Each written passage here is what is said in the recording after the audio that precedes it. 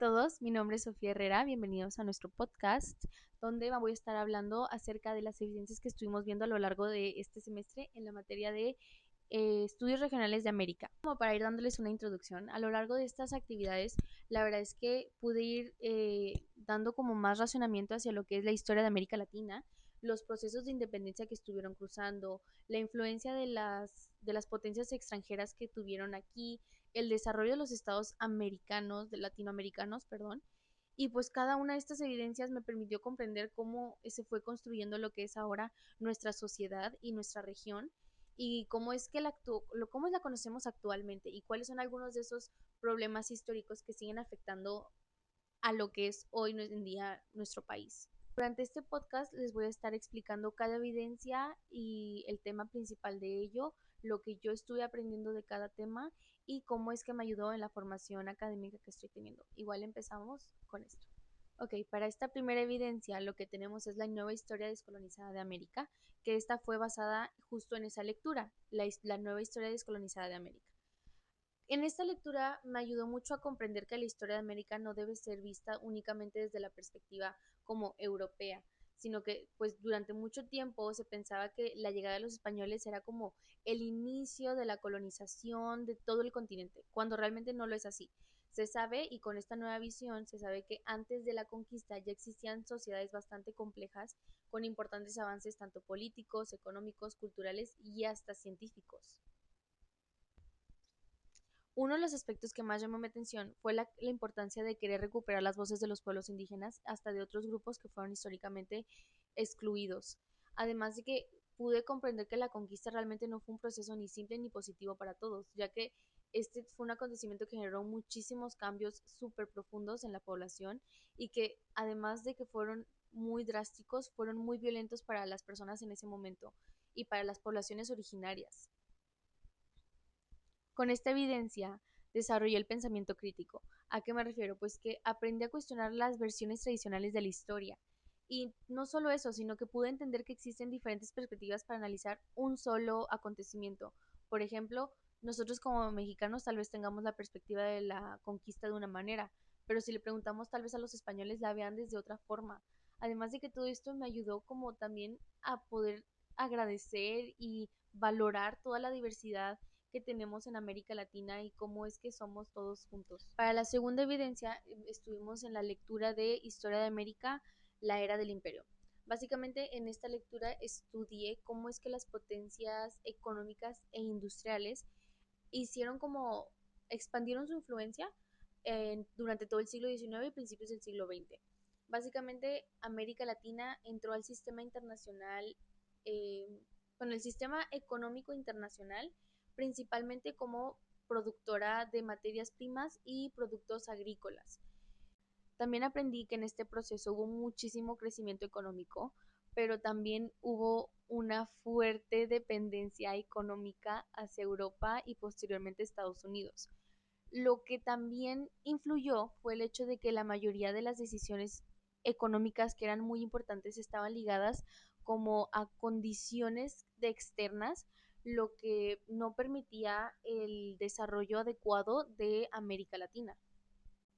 Otro aspecto muy importante fue el hecho de comprender cómo la inversión extranjera trajo mucha infraestructura, trajo mucho comercio y trajo mucha producción a la región.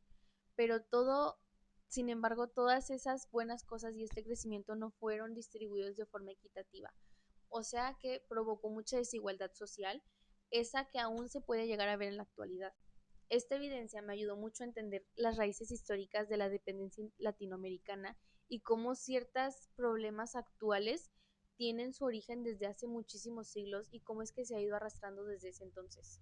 Para la evidencia 3 tenemos las guerras de independencia y el nacimiento de los estados-nación americanos. Antes de leer la verdad de esta lectura, yo pensaba que las interdependencias eran básicamente las luchas para liberar a los territorios americanos de los españoles. Sin embargo, al leer ahora sí, me di cuenta de que era una visión mucho más compleja y diferente a lo que yo pensaba. Comprendí que también en estos procesos participaron diversos grupos sociales que tenían intereses distintos, no todos buscaban lo mismo y no todos peleaban por lo mismo.